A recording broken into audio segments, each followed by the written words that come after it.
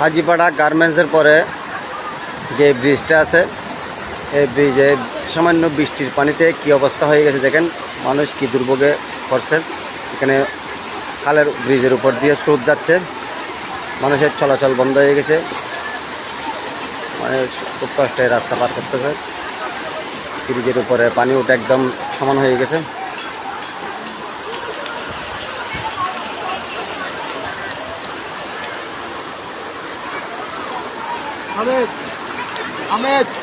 মানুষ হেঁটে পারে তো পড়ে যাচ্ছে, খুব ভয়াবহ পরিস্থিতি চলতেছে।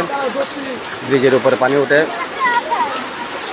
মানুষের চলাচলের অবস্থা কি অবস্থা দেখেন, গাড়ি তো চলতেছে না, মানুষ হেঁটে পারে তো অনেক কষ্ট হচ্ছে। একটু আগে একটা মহিলা পড়ে গেছিলাম।